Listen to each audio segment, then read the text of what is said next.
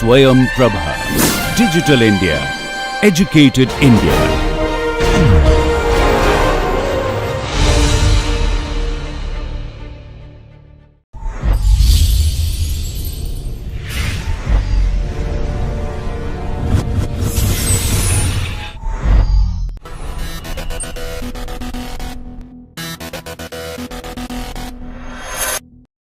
In this lecture we will cover time cost trade-off again. We will look at some different aspects, and we will first review what we had done last time. We will use an example so that the process of how we go about time cost trade-off is kind of reinforced.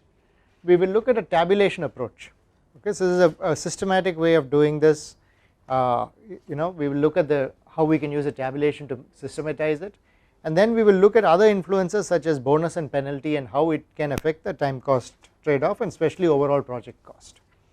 So if you recall, this was a problem that was given last time. We will just go through this problem. We will first solve it by hand because we will be able to review the process through that.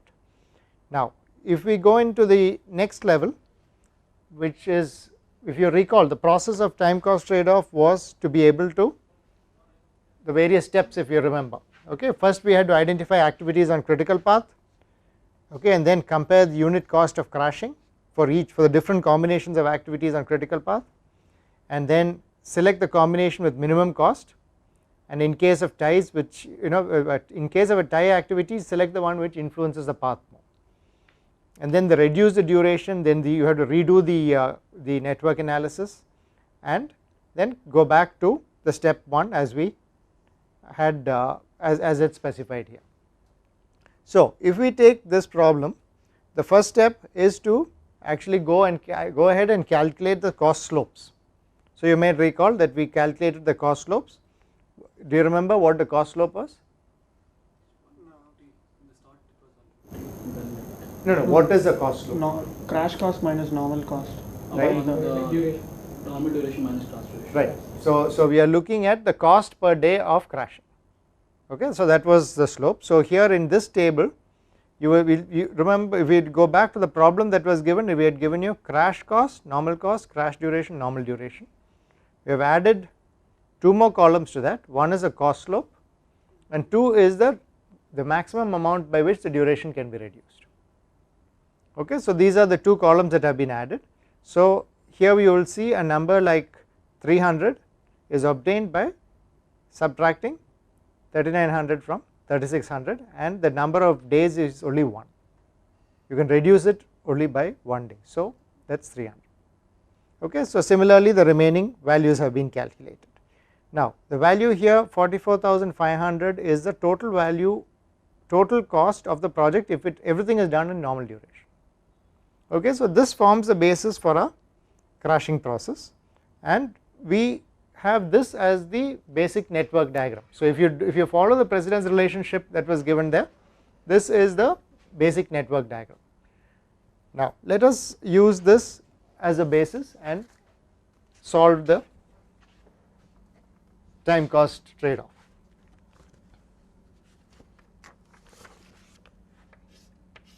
So we have A,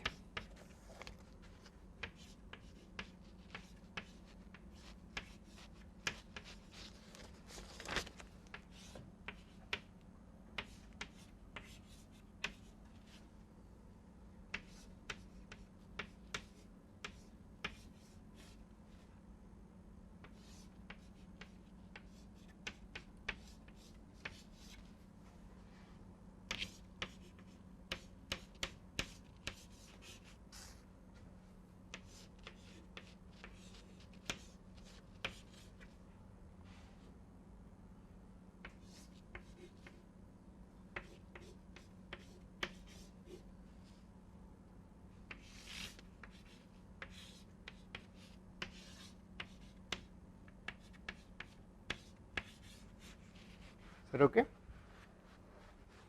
And we have the durations that we have actually written it in the box this time. Okay, we have duration of 7, B has a duration of 5, C has a duration of 9, D 19, E 10, 8, 11, 5 and 7.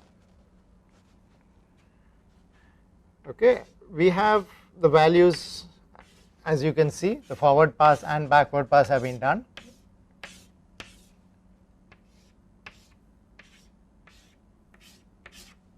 And if you can tell me the values as we go, so that you are doing the participating in it. So 12, 12 and 21, 12 and 31,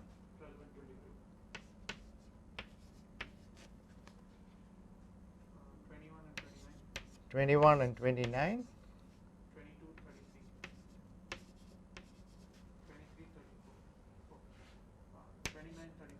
29, 34, 34, 41. Okay, the backward pass value is also given in the network on the PowerPoint, but I am not going to calculate that here because we can do this with a simple forward pass itself. We will do this and then we will go to the tabular method. Now we can see the critical path A, B, C, F, G, I. Okay, so you can see in the slide here it's shown there are 3 possible paths. You have A, B, C, F, G, I, which is 41 days, A, B, D, I, which is 38 days, or A, B, E, H, I, A, B, E, H, I, which is 40 days, and we see that obviously the 41 days is critical, which means my next step will be to take the activities on this path. Okay, and so if you see I have put the cost of the activities of the crash cost of the activities per day beside, so we can see if I take the activities A, B, C, F, G, I, you can see the various costs 300, 500, 425, 250. G cannot actually be crashed, okay, and I is 200. So we know that we have to select the minimum cost, and yes, minimum and on critical path, and in this case it would be I. Okay, so if we go back to I and we will see by how many days can we actually reduce I? 1 day. Okay, so we will go to I and we will reduce it by the 1 day, we will make I 6, which means this goes to 40. Okay, so that was the process we used. Now we know that also if you go back to the basic where we calculated all the parameters, you can see I can only go up to 6, it cannot go any further. Okay, so I has been crashed to the maximum. So we now once we crashed I, has the critical path changed? Has the critical path changed? See, I is now at the, if I go back to the diagram you will be able to see that yes, now I changed. I changed 34 this to 6 and it became 40. Will it change anything else? No, critical path is still the same. Every activity in before I has remained the same. So the critical path leading to I will remain the same. The critical path will only change if I change any of the activities which are on the parallel paths. Okay, for example, if I change B, nothing will change because it is a predecessor to all the other activities. It will all be pulled. Similarly, I is successor to all the activities. Okay, so there will be no change in the critical path. Okay, so right now I we have taken out, and the path is still the same, and we still have this table valid. Okay, so we took I last time. Now with 40 days, what is the activity you would choose? Your choices are A, B, C, F, and remember G cannot be crashed anyway. Okay, so G also cannot be crashed. So we have F is at 250 days, f is at 250 is the amount, and we can crash it by how much? So can I take f straight away to 2 days? No, by 1 day, because if I take f to 2 days, what happens? Yeah, no, before f goes down to 6, by the time f goes down to 7, E and H also becomes critical. So I have to take it by one step first. So I take f to 7,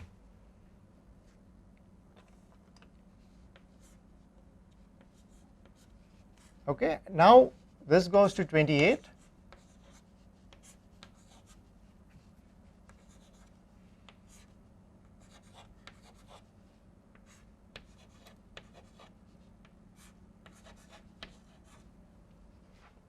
okay. So what has happened now? Now we find this path also. See, so this is at 33, this is at 33. This E and H have also become critical. So any further crashing requires what? Simultaneously. So my combinations now are A alone, B alone, or yeah, C E C H, F E or F H. Okay. So let me write that down. So now that it's getting a little more involved, I will write it down when we take it to this. So if let's just recollect. Step 1 was what? I by 1 day. Step 2,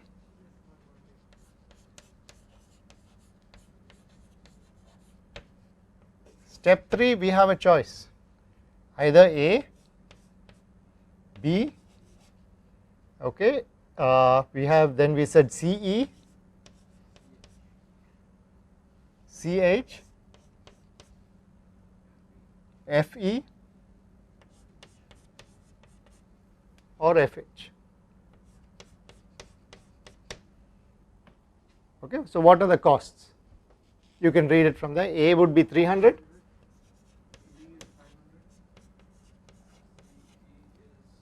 CE is 575,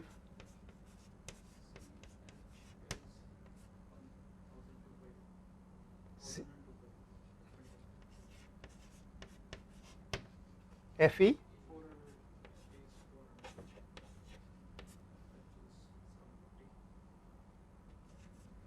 okay. So we have all these combinations, and obviously A at 300 is the least expensive. How much can we move A by 1 day? So we will move A to 6, and this will impact the whole network.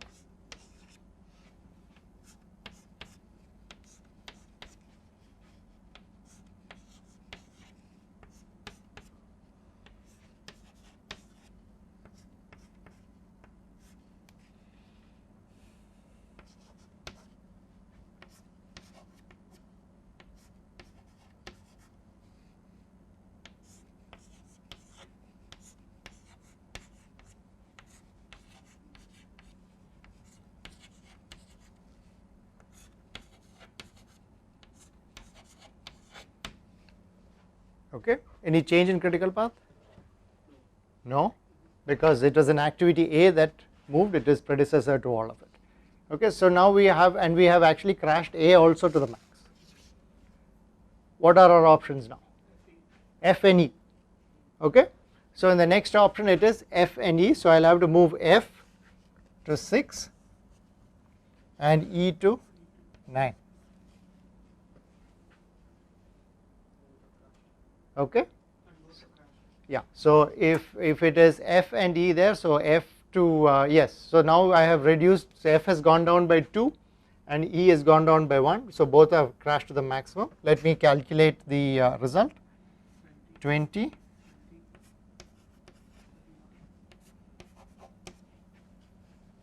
So here we go to 26.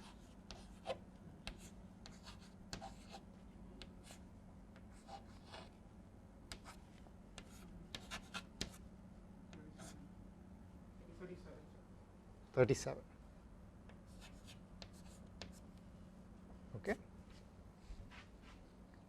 So now we have crashed out E and F. What is the only, so if you look at the combination now, what do we have left? We have B. So this is basically for us to recollect the process which we went through, okay. So you get the idea. Now we have B. Once I take B in, I can take it by how many days? I can take it by 2 days. Again, predecessor to everything, it will come down to 35, okay. And in my step after B, I am only left with CE. E is crashed to the maximum. E is crashed now. So only CH. CNH. Okay. Yeah, FH is also gone because F is crashed to the maximum. It will come to CH. So we can do this process, and you know the principle on which is based. Now as we do a process like this, you will see that we could put it into a series of diagrams of what we have shown. So here is, we have reached up to here, we have crashed A by 8, we have brought A down to 6 days, and then we just brought E and F down, okay. We can go to the next step, which is to reduce B, okay, and the final step is to reduce CNH, okay. So you can see in this, we can go through the series of processes, and finally the all 3 paths become critical, okay. Now D has also become critical, and there is no further reduction possible because everything has been, the other 2 paths have been crashed to the maximum. So if we were doing this the way we did it in the last class, we would go through these network diagrams, and it is very good to understand the network because that is really the basis on which crashing is done, but sometimes it becomes really messy to be able to do it in this form. So what we have introduced is a tabular approach, but let me show you this tabulation, okay.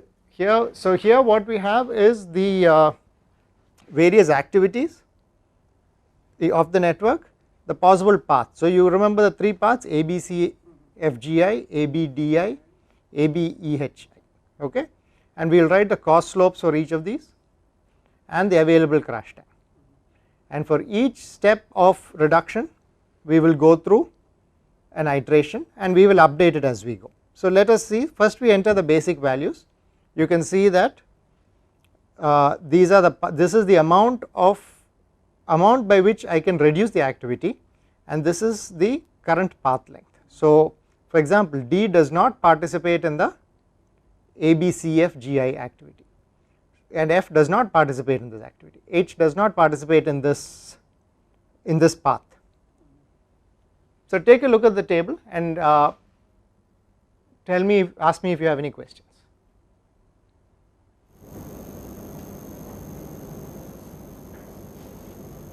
So 1 indicates that that activity takes place, is participating in the path, okay.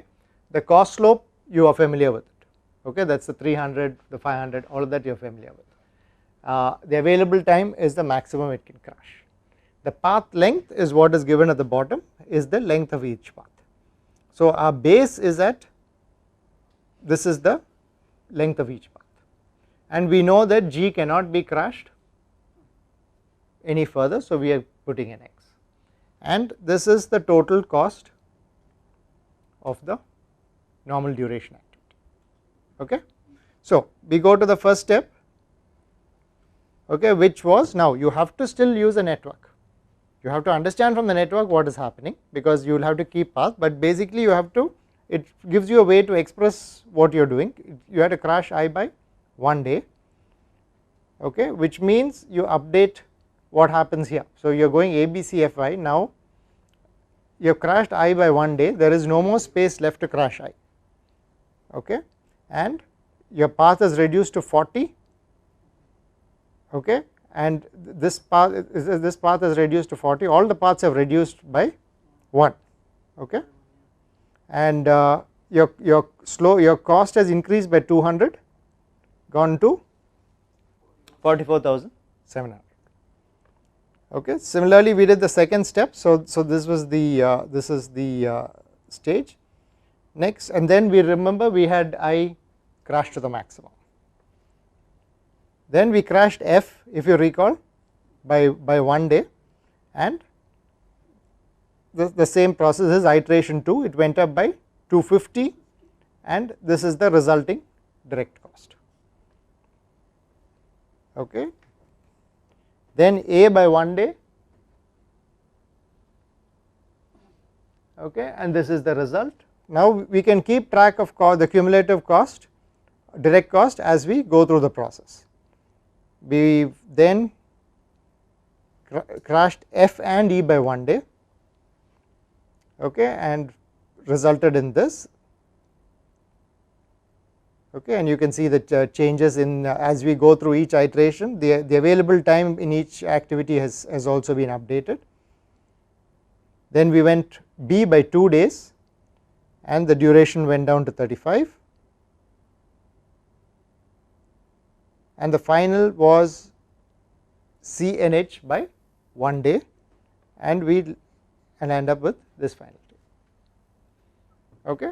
So it is basically a systematic way of entering the values as you crash when you are doing it in a manual approach, if the network gets complex. I would still recommend using this approach if the network is small and you are able to understand and able to keep track of the numbers as you go through. Okay, any questions on this? In this one, really, we need the network analysis. Without network, we can go for it. You can, but as your network, what do you say, as your network critical paths change and things like that, it is also nice to have a visual as to seeing where the critical path is going and how it is going. We will take a class later where we will do all this in a spreadsheet. So you can set up things in such a way that you are being very algorithmic in your fashion and not using a pictorial representation at all, but then you have to be very systematic in how you go about it in the algorithmic fashion. Okay, so what I would say is different people have different preferences. If you want a very structured approach where you are looking at just the tables and the numbers and computing, this would be preferred by some of you. Others who prefer a more visual approach and seeing what happens, might be this would be preferred, but without a doubt this can get extremely messy and prone to mistakes if the network is large and there is a lot of crashing options. So in which case then the tabulation is preferred, but setting up the table can take quite a bit of time, especially if you are in an exam situation or something like that. Okay.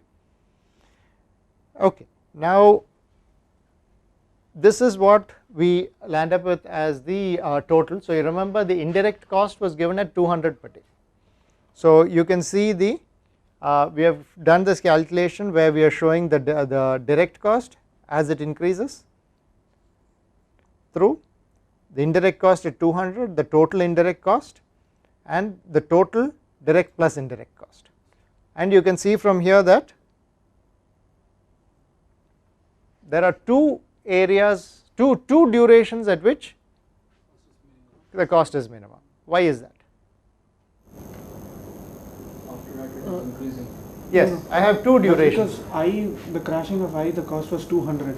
Yes. So if you pay, I mean, if you crash I by 1 day and pay 200, you would gain another 200. So right. it doesn't So make a it difference. cancels off. So that because it was 200 and same as the slope value of this, you landed up with two solutions. So it's not a unique minimum solution. You have two minima in this particular case. Okay.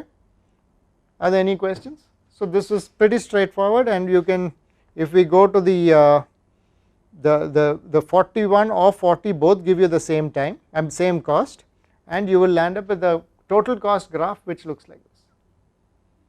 Okay, so for both 40 and 41 the value of total project cost is the same.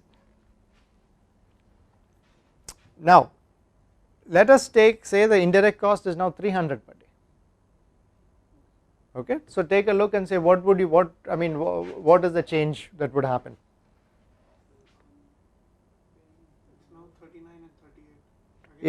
So it has gone up to 39 and 38, and again you have two values because one of the slope values of direct cost change happens to coincide with your indirect cost.